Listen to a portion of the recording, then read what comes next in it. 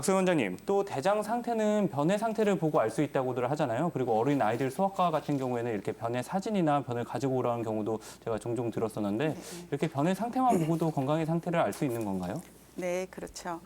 그러니까 대장의 상태를 잘 쉽게 알아볼 수 있는 게 대표적으로 설사 또는 변비 이 두 가지로 대별될 수가 있는데 설사라는 것은 배변 횟수가 하루에 4회 이상 또는 대변의 양이 갑자기 250g 이상 정도로 갑자기 많이 나왔을 때를 설사라고 얘기를 하는데 주로 이제 흔한 원인으로서는 외부에서 독소가 들어왔다거나 아니면 약물로 인한 설사도 있고 그다음에 염증성 장 질환으로서 그런 장의 구조적인 이상이 생긴 경우에도 설사를 하게 되죠.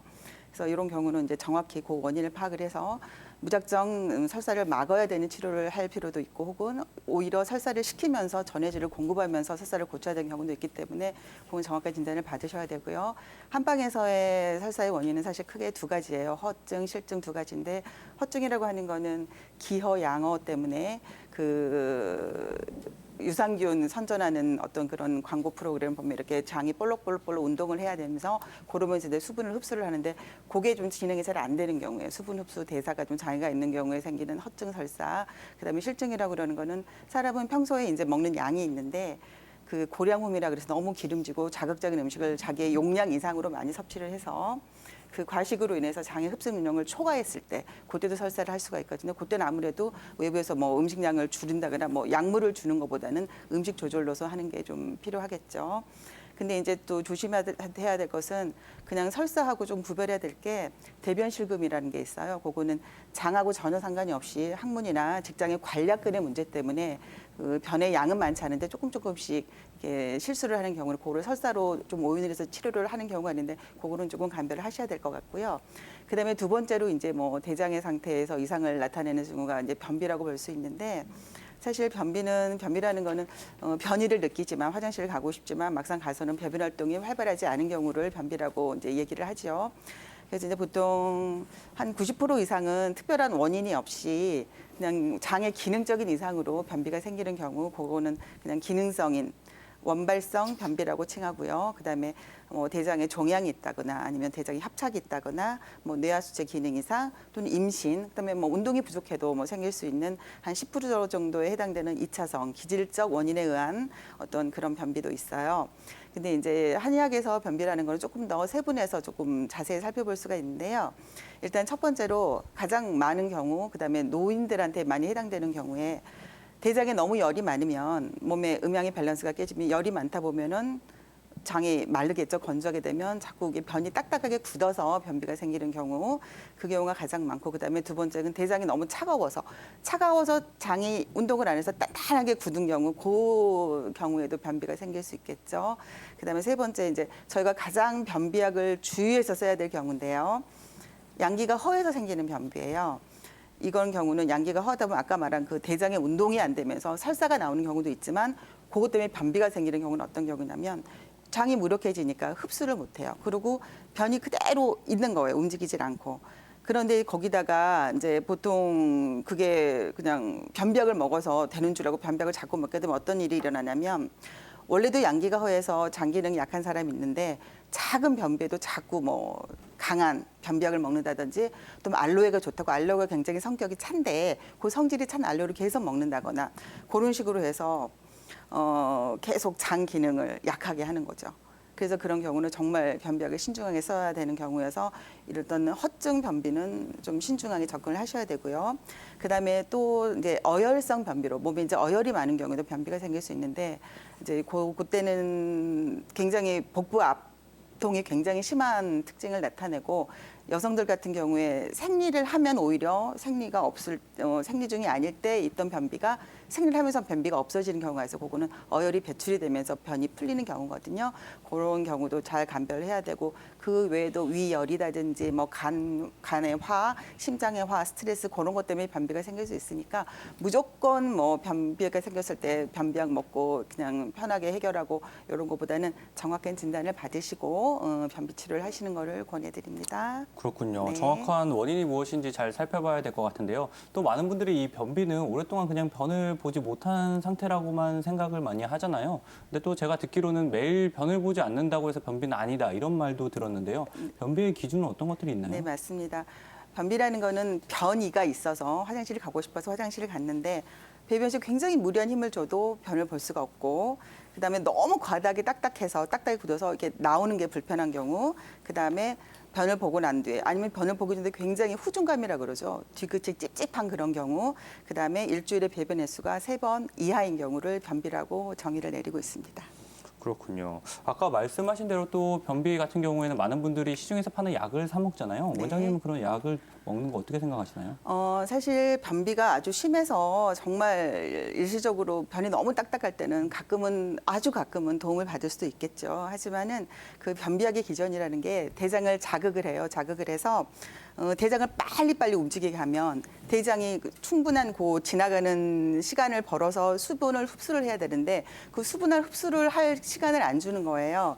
그래서 수분을 흡수할 시간을 안 주면서 그 수분과 함께 그 딱딱한 변을 이렇게 확 내보내는 건데 자꾸 그렇게 하다 보면은 장은 기억을 하죠. 아, 이런 자극에 내가 움직여서 변을 내보내야 되겠다. 근데 변비약의 자극은 굉장히 강한 자극이란 말이죠. 근데 너무 강한 자극에 이 장이 기억을 하고 있다가 이게 강한 자극이 아니면 나는 변을 보기 싫어라고 기억을 하겠죠. 그러다 보면 자꾸 장이 기억을 자꾸 강한 자극을 원하게 돼서 결국엔 장 무력증이 되기 때문에 습관적인 변비약 복용은 절대로 금해야 됩니다.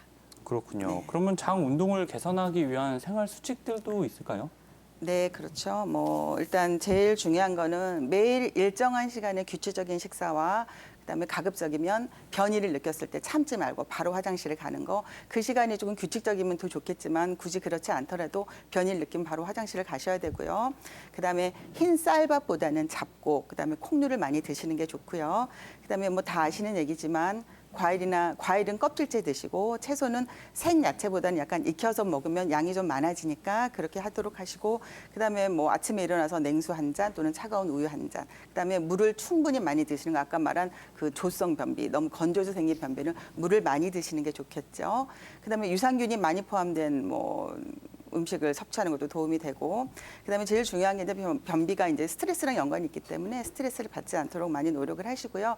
그다음에 평소에 이 호흡을 깊이 하셔서 복직근을 이렇게 복근이 움직일 정도로 깊은 복식 호흡을 하시는 게 굉장히 많이 도움이 되고 또 그게 조금 그래도 나는 굉장히 심하다 그러면 변비약에 의존하지 마시고 한의원에 가시면 복부 주위에 또는 이 사관이라 그래서 이 전체적으로 이 위장 기능을 강화시키는 혈자리가 있으니까 거기에 침을 뜬다거나 냉한 경우에는 뜸을 뜬다거나 이런 경우를 해서 그렇게 관리하시면 도움이 많이 될 겁니다.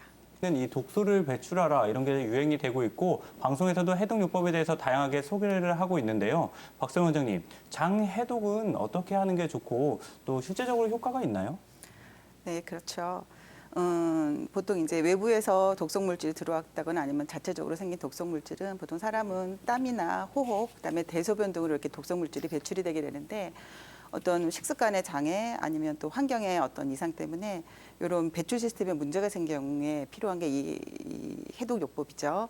특히 이제 정상적인 사람의 경우에 이제 음식물이 들어왔을 때 장내 체류하는 시간이 보통 8시간에서 24시간 정도가 이제 보통 정상적인 시간이라고 하는데 장 기능에 좀 장애가 있는 경우에는 심한 경우는 200시간 정도까지 이 체류 기간이 길어진다고 해요. 만약에 이렇게 필요 이상으로 이 체류 기간이 길어지다 보면 그 장내에서 이상 발효하고 부패가 진행이 돼서 일단 몸에 안 좋은 발암 물질이라든지 유해 독소, 그다음에 세포 노화의 주법인 활성 산소들이 자꾸 많이 생기게 돼서 이 독소들이 혈관을 타고 전신에 퍼지게 되겠죠. 그렇게 되면 신체 각 부분의 기능이 저하가 돼서 어떤 여러 가지 질환이 발생하게 돼 있어요.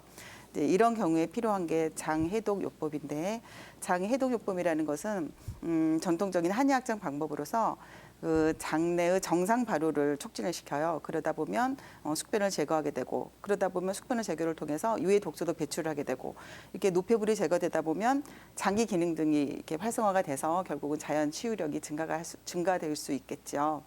그래서 뭐 제가 뭐 하는 주로 이제 많은 한의원에서 하고 있는 방법을 좀 소개를 드려보자면 일단 이제 환자가 장 해독 요법을 하겠다 그러면 한 2, 3일 전부터 조금 음식을 뭐 인스턴트라든지 뭐 술이라든지 커피라는 걸 조금 제한을 시키고 원내 내원하셔서 한 2~3시간 전에는 뭐 물 외에는 아무런 음식도 드시지 않게 좀 제한을 시킨 다음에 일단 따뜻하게 복부에 이제 온열찜질을 해드려요. 그 다음에 침으로 이렇게 장 부분에 침을 놔서 좀 장 자극을 시킨 다음에 이 뭐 예전에는 커피라든지 뭐 레몬이라든지 그런 걸 이용을 했었는데 뭐 저는 이제 뭐 그 한약을 이용해서 그거를 관장을 시키죠. 그다음에 또 다른 한의원에서는 뭐 장 세척기가 있는 한의원도 있기 때문에 그런 경우는 장 세척기를 통해서 장 세척을 해줘. 그다음에 그게 한 2~30분 정도 소요가 돼요. 그다음에 나서는 다시 이제 장이 많이 놀란 상태이기 때문에 따뜻하게 뜸을 뜬다거나 온열 치료를 좀 한 다음에 장을 충분히 안정시키고 그다음에 집에 돌아가셔서 한 2, 3일 정도 계속 그 장 기능을 좀 회복할 수 있는 한약을 드시게 합니다. 그래서 보통 그런 과정을 한 사흘에 한 번, 한 3번 정도. 그 정도에서 3번 정도면 어느 정도는 독소가 배출이 되는 거를 좀 발견할 수 있고요.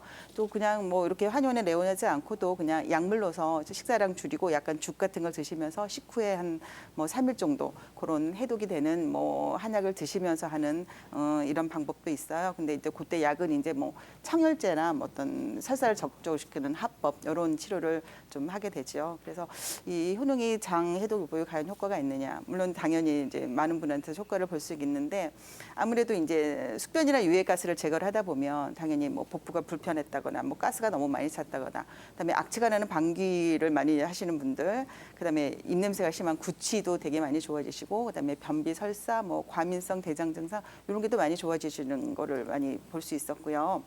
그다음에 뭐 적극적으로 복부 비만이 많이 확 줄어들어서 뭐 비만 클리닉 하시는 분들이 사실 요 장 해독법을 시작하시는 분도 있고 그다음에 머리가 너무 아픈데 원인은 몰랐던 두통도 이 장 해독 요법을 통해서 독소를 배출한 다음에 많은 효과를 보셨던 케이스도 많고요.